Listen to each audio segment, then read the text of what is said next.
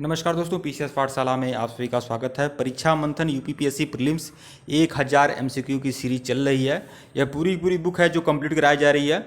और आप लोग इसके पहले का वीडियो नहीं देखे हैं तो प्लेलिस्ट में जाइएगा। परीक्षा मंथन यूपीपीएससी प्रीलिम्स 1000 एमसीक्यू के नाम से प्लेलिस्ट बनी हुई है, जाइए प्लेलिस्ट को फॉलो करिए। आइए सीधे शुरुआत करते हैं। एक बात और बताना चाहूँगा आप लोगों से कि ऐसा बात नहीं है कि यूपीपीएससी प्रीलिम्स आपका 24 अक्टूबर को है तो सिर्फ 24 अक्टूबर तक यह सीरीज आप लोग के लिए रहेगी। यह जो भी सीरीज है मैं 24 अक्टूबर तक मैं 1000 क्वेश्चन का सीरीज दे दूंगा, लेकिन यह अन्य आगामी परीक्षाओं में भी काम देगा। इसलिए मैं आप लोगों को से यह कहना चाहूँगा कि आप लोग हमेशा देखते रहिएगा। स्वदेशी की भावना से ओतप्रोत भारत के चरमपंथी राष्ट्रवादी आंदोलन काल के संदर्भ में निम्नलिखित में से कौन सा कथन सही नहीं है? कौन सा कथन सही नहीं है, यही आपको बताना है। तो आप देख लीजिए, यहाँ पर विकल्प ए जो है यही आपका सही नहीं है, बाकी बी सी डी सही हैं। तो यह आप लोग बी सी डी देखिए, बी सी डी सही है। तो देखिए 1898 में राष्ट्रीय शिक्षा की योजना सतीश चंद्र मुखर्जी द्वारा तैयार की गई थी। तो सतीश चंद्र मुखर्जी द्वारा राष्ट्रीय शिक्षा की योजना तैयार की गई थी, यह आपका सही है। और यहाँ पर देखिए बंगाल नेशनल कॉलेज की स्थापना 1906 में हुई थी और इसके प्रधानाचार्य कौन थे? अरविंद घोष थे। डी देखिएगा, टैगोर ने आत्मशक्ति की उपासना का संदेश दिया जिसका मुख्य उद्देश्य गांवों की सामाजिक और आर्थिक पुनरुद्धार करना था। तो यह भी आपका सही है। इसका व्याख्या देखिए, स्वदेशी से ओतप्रोत भारत के चरमपंथी राष्ट्रीय आंदोलनों में मुस्लिम एवं किसानों की भागीदारी नहीं रही है, जबकि अन्य कथन सही हैं। बंगाल का विभाजन मुख्यतः किया गया था, तो किस लिए किया गया था? बंगाली राष्ट्रवाद की वृद्धि को दुर्बल करने के लिए, विकल्प सी। बंगाल का विभाजन मुख्यतः बंगाली राष्ट्रवाद की वृद्धि को दुर्बल करने के लिए किया गया था। यद्यपि सरकार ने आधिकारिक रूप से बताया कि यह प्रशासनिक सुविधा के लिए बंगाल का विभाजन किया गया था, जो कि उचित नहीं है। तत्कालीन गृह सचिव रिस्ले ने कहा है कि, देखिए रिस्ले का कथन है और यह आ सकता है परीक्षा में, अविभाजित बंगाल एक बड़ी ताकत है, विभाजित हो जाने पर यह कमजोर पड़ जाएगा। हमारा उद्देश्य बंगाल का बंटवारा करना है जिससे हमारे शत्रु बढ़ जाएं और कमजोर पड़ जाएं। यह रिस्ले का कथन था। दादा भाई नौरोजी के विषय में निम्नलिखित में से कौन सा कथन असत्य है? कौन सा कथन असत्य है दादा भाई नौरोजी के बारे में? तो देखिए, यह पहले भारतीय थे जो एल्फिंस्टन कॉलेज मुंबई में गणित और भौतिकी के प्रोफेसर नियुक्त हुए थे, सही है। 1892 में इन्हें ब्रिटिश पार्लियामेंट का एक सदस्य निर्वाचित किया गया था, यह भी सही है। गुजराती पत्रिका राष्ट्रगोपाल का आरंभ इन्होंने किया था, यह भी सही है। इन्होंने 4 बार भारतीय राष्ट्रीय कांग्रेस की अध्यक्षता की थी, यह आपका गलत है। 4 बार नहीं बल्कि 3 बार ही भारतीय राष्ट्रीय कांग्रेस के अध्यक्ष बने थे यह। तो यही आपका डी जो है गलत है आपका। इसकी व्याख्या देख लीजिए, दादा भाई नौरोजी पहले भारतीय थे जो एल्फिंस्टन कॉलेज बम्बई में गणित और भौतिकी के प्रोफेसर नियुक्त हुए थे। 1892 में उन्हें ब्रिटिश पार्लियामेंट का अध्यक्ष सदस्य बनाया गया था। इन्होंने गुजराती पत्रिका राष्ट्रगोपाल का आरंभ किया था। और दादा भाई नौरोजी 1886 में, फिर 93 में, फिर 1906 में कुल 3 बार कांग्रेस के अध्यक्ष रहे। गौरतलब है कि नौरोजी द्वारा अंग्रेजी काल की आर्थिक व्याख्या की गई और यह दर्शाया गया कि अंग्रेजों का काल भारत के आर्थिक दृष्टिकोण से दरिद्रता का कारण इसलिए रहा क्योंकि अंग्रेज यहाँ जो धनार्जन करते थे उनका उपयोग वे इंग्लैंड में किया करते थे। निम्नलिखित में से कौन सा कथन दादा भाई नौरोजी के विषय में सत्य नहीं है? तो देखिए, इन्होंने poverty on British rule in India का पुस्तक लिखा था, यह सही है। गुजरात के प्रोफेसर के रूप में यूनिवर्सिटी कॉलेज लंदन में कार्य किया, यह भी सही है। इन्होंने बम्बई में महिला शिक्षा की नींव डाली थी। और डी देखिएगा, यह ब्रिटिश पार्लियामेंट के सदस्य के रूप में देखिए इन्होंने बम्बई में महिला शिक्षा की नींव डाली थी, यह आपका सही है। इन्होंने ब्रिटिश पार्लियामेंट के सदस्य के रूप में अनुदारवादी पार्टी के टिकट पर चुने गए थे। अनुदार पार्टी ने टिकट नहीं दिया था, उदार पार्टी ने टिकट दिया था। Dadabhai Naoroji poverty the un British rule in India नामक पुस्तक लिखे थे। इसी में धन निष्कासन का सिद्धांत इन्होंने दिया था। इन्होंने गुजरात के प्रोफेसर के रूप में यूनिवर्सिटी कॉलेज लंदन में कार्य किया था। इन्होंने बम्बई में महिला शिक्षा की नींव भी डाली थी। महिला शिक्षा के लिए आमतौर पर एक है डी के कर्वे भी जाने जाते हैं, लेकिन इन्होंने भी महिला शिक्षा के लिए काम किया था, दादा भाई नौरोजी ने भी। इन्हें ग्रैंड ओल्ड मैन भी कहा जाता है। ये ब्रिटिश पार्लियामेंट में उदारवादी दल के टिकट पर चुने गए थे 1892 में। 1892 से 1895 तक यह सदस्य रहे हैं। सूरत विभाजन का नेतृत्व किसने किया था? तो बाल गंगाधर तिलक ने किया था। 1907 में सूरत में कांग्रेस के अधिवेशन में कांग्रेस में विभाजन हो गया था। सूरत विभाजन का नेतृत्व तिलक ने किया है। निम्नलिखित में से किसने ऑल इंडिया मुस्लिम लीग की स्थापना की थी? तो नवाब समीउल्लाह खान ने। विकल्प डी जो है यह आपका सही है। इसकी व्याख्या देख लीजिए, सितंबर 1906 में अखिल भारतीय मुस्लिम शैक्षिक सम्मेलन ढाका में आयोजित हुआ था। यहीं पर ढाका के नवाब समीउल्लाह खान ने अखिल भारतीय मुस्लिम लीग की स्थापना का प्रावधान किया गया था। 30 दिसंबर 1906 को ढाका में मुस्लिम लीग की स्थापना हुई, जिसके संस्थापक नवाब समीउल्लाह खान को बनाया गया। यह विकल्प में उनका नाम न रहने पर मोहसिन उल मुल्क को भी और आगा खां को भी संस्थापक रूप में माना जाता है। लेकिन नवाब आगा खां तो जो थे अध्यक्ष थे, फिलहाल बाद में अध्यक्ष बने थे 1907 में। लेकिन यह जो अगर यह नहीं है तब विकल्प में आप आगा खा मान सकते हैं। राष्ट्रीय आंदोलन की अवधि में जिस घटना से मतभेद के बीच थे वह जिसने अंततः देश का विभाजन कर दिया, तो आप जानते हैं कि यह स्थानों का आरक्षण ही यह बीच था जिसकी वजह से देश का विभाजन हो गया था।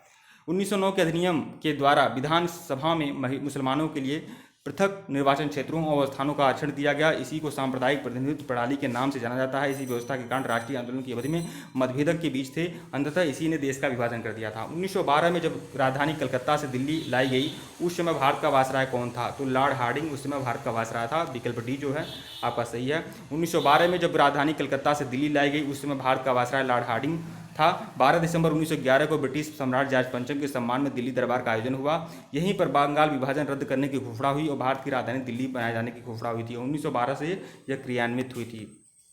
1916 में भारतीय राष्ट्रीय कांग्रेस के लखनऊ अधिवेशन की अध्यक्षता किसने किया था? अंबिका चरण मजूमदार ने किया था। विकल्प डी। इसकी व्याख्या देख लेते हैं। 1916 में भारतीय राष्ट्रीय कांग्रेस के लखनऊ अधिवेशन की अध्यक्षता अंबिका चरण मजूमदार ने की थी। इस अधिवेशन की दो महत्वपूर्ण घटनाएं महत्वपूर्ण हैं। प्रथम, कांग्रेस में गरम दल और नरम दल का विलय हो गया था और कांग्रेस मुस्लिम लीग में समझौता हो गया था। इस अधिवेशन में मुस्लिम लीग के अध्यक्ष जो थे मोहम्मद अली जिन्ना थे। इसी का लखनऊ पैक्ट के नाम से जाना जाता है। इसी को लखनऊ पैक्ट कहते हैं। कांग्रेस ने प्रथम बार मुस्लिम समुदाय के लिए पृथक निर्वाचन प्रणाली स्वीकार किया था, तो यह 1916 में स्वीकार किया था। 1916 में कांग्रेस मुस्लिम लीग के पैक्ट में कांग्रेस ने मुस्लिम लीग की शर्तों को स्वीकार कर लिया। यहीं पर कांग्रेस ने पहली बार मुसलमानों के लिए पृथक निर्वाचन मंडल की मांग को स्वीकार कर लिया, जो मुस्लिम लीग के लिए बड़ी उपलब्धि थी। इस समझौते में यह भी निहित था कि भारतवर्ष विभिन्न समुदायों का देश है और सबके हित अलग अलग हैं। इस समझौते के अनुसार आर.सी. मजूमदार ने लिखा है कि 1916 ईस्वी में कांग्रेस ने सचमुच में 30 साल बाद के पाकिस्तान की नींव डाल दी। यह सबसे बड़ी गलती है कि कट्टरपंथियों के आगे कांग्रेस झुक गई। निम्नलिखित में से किसने कहा था कि स्वराज हमारा जन्मसिद्ध अधिकार है? तो वह है बाल गंगाधर तिलक। विकल्प सी जो है सही है आपका। कांग्रेस ने गरम दल के नेता बाल गंगाधर तिलक ने कहा था कि स्वराज हमारा जन्मसिद्ध अधिकार है। होम रूल आंदोलन के दौरान यह देखिए, यह नारा जो था बाल गंगाधर तिलक का होम रूल आंदोलन के दौरान दिया गया था 1916 में। ध्यान में दीजिएगा। इन्हीं बेसेंट के संबंध में बातें हैं तो देखिए, होम रूल आंदोलन प्रारंभ करने के लिए उत्तरदायी थी, सही है। थियोसॉफिकल सोसाइटी की संस्थापिका थी, यह सदस्य थी न कि संस्थापिका थी, तो यह आपका सुमिलित नहीं, सही नहीं है। इंडियन नेशनल कांग्रेस की एक बार अध्यक्ष थी, यह भी सही है। तो कौन सही है? 1 और 3, मतलब विकल्प सी जो है यह आपका सही है। इन्हीं बेसेंट सितंबर 1916 में Akhil Bharatiya home rule league की स्थापना की थी, जिसका उद्देश्य स्वशासन प्राप्त करना था। यह इंडियन नेशनल कांग्रेस की एक बार अध्यक्ष भी बनी है 1917 में कलकत्ता अधिवेशन में। ये थियोसॉफिकल सोसाइटी की संस्थापक नहीं थी, सदस्य थी, लेकिन 1875 में थियोसॉफिकल सोसाइटी की स्थापना एक रूसी महिला ब्लाटवर्स्की और कर्नल अलकाट ने मिलकर न्यूयॉर्क में किया था और 1882 में अड्यार में इसका मुख्यालय भी खोला जाता है। तिलक और एनी बेसेंट द्वारा बनाए गए होम रूल लीग को एक में किया गया था 1918 में। 1918 में तिलक और एनी बेसेंट की होम रूल लीग को एक कर दिया गया। एनी बेसेंट वर्ष 1914-15 में सबसे पहले होम रूल लीग की स्थापना की योजना बनाई थी। तिलक की home rule league Maharashtra, Karnataka, Madhya Prant और बिहार तक सीमित थी। तिलक द्वारा स्थापित होम रूल लीग अधिक शक्तिशाली था और एनी बेसेंट की होम रूल लीग 1918 में एक हो गई थी। 1905 में क्रांतिकारी संगठन अभिनव भारत संगठित किया गया था। कब, कहाँ? महाराष्ट्र में। विकल्प डी। यह आपका विनायक दामोदर सावरकर द्वारा बनाया गया संगठन था। यह आपका सुमिलित करना, देखिए, अभिनव भारत बी.डी. सावरकर है, मित्र मेला जी.डी. सावरकर, और आपका Indian Republican army Sachindra Nath Sanyal, और इंडियन रिपब्लिकन आर्मी जो है एस सेन। इसकी व्याख्या देख लेते हैं। व्याख्या में सब कुछ क्लियर हो जाएगा, क्योंकि एक ही जैसे दो नाम हैं, आप लोग देख रहे हैं। देखिए, अभिनव भारत की स्थापना किए थे जी.डी. सावरकर, गणेश दामोदर सावरकर। अभिनव भारत गणेश दामोदर सावरकर, मित्र मेला जो है विनायक दामोदर सावरकर, मित्र मेला विनायक दामोदर सावरकर, और अभिनव भारत जो है जी.डी. सावरकर, मतलब गणेश दामोदर सावरकर। इंडियन रिपब्लिकन जो आर्मी है वह एस.एन. का है, सूर्य सेन का, इनका नाम है सूर्य सेन, ये बंगाल के थे। इंडियन रिपब्लिकन एसोसिएशन जो है वह सचिंद्र नाथ सन्याल का है, यहाँ पर देख रहे हैं एसोसिएशन, मतलब स लगा हुआ है इसलिए सन्याल, ऐसे कर ले, सोच लीजिए। और यहाँ पर इंडियन रिपब्लिकन आर्मी मतलब होता है सेना, तो सेना मतलब सेन, यहाँ पर ऐसे सोच लीजिएगा आपको बढ़िया से। निम्नलिखित में से किसने, और यहाँ पर भी मैं आपको बता दे रहा हूँ ट्रिक माध्यम से, यहाँ पर मित्र मेला विनायक दामोदर सावरकर, विनायक नाम है गणेश जी का, गणेश जी क्या है? मित्रों की भांति सबकी सबकी सहायता कर देते हैं। तो इस तरह से थोड़ा सा माइंड मैपिंग करके भी आप लोग अच्छे से याद कर सकते हैं।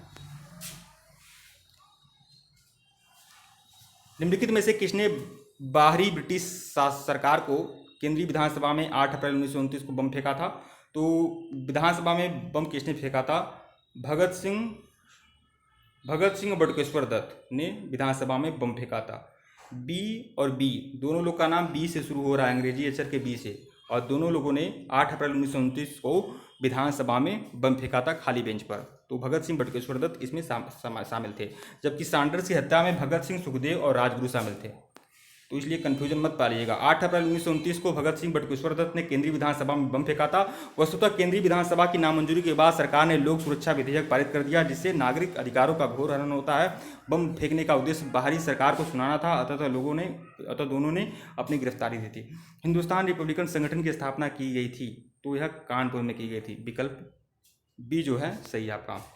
संगठन कहिए या फिर एसोसिएशन कहिए, यह हिंदी शब्द ही है। तो यह सचिंद्रनाथ सन्याल का ही संगठन था, कानपुर में इसकी स्थापना हुई थी। 1924 में इसकी स्थापना हुई थी। इंकलाब जिंदाबाद का नारा दिया था तो भगत सिंह ने दिया था, विकल्प सी।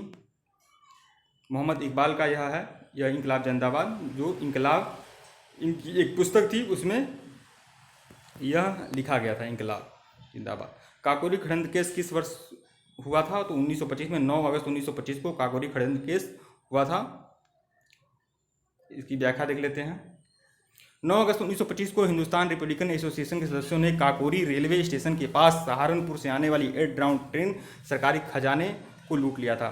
इस पर प्रश्न आ सकता है, क्योंकि हाल ही में इसका क्या बोलते हैं, उत्तर प्रदेश सरकार ने काकोरी कांड का नाम बदला है, काकोरी ट्रेन एक्शन डे किया है। तो हो सकता है यह प्रश्न आ सकता है परीक्षा में इससे संबंधित। ठीक है दोस्तों, वीडियो को लाइक और चैनल को सब्सक्राइब करेगा। टेलीग्राम का लिंक डिस्क्रिप्शन में है, बिल्कुल ज्वाइन करेगा। और इसके पहले का वीडियो नहीं देखे हैं तो प्लेलिस्ट में जाइए, देखिए। परीक्षा मंथन यूपीपीएससी प्रीलिम्स 1000 MCQ के नाम से प्लेलिस्ट बनी हुई है, जाइए प्लेलिस्ट को फॉलो करिए। धन्यवाद आप लोगों को।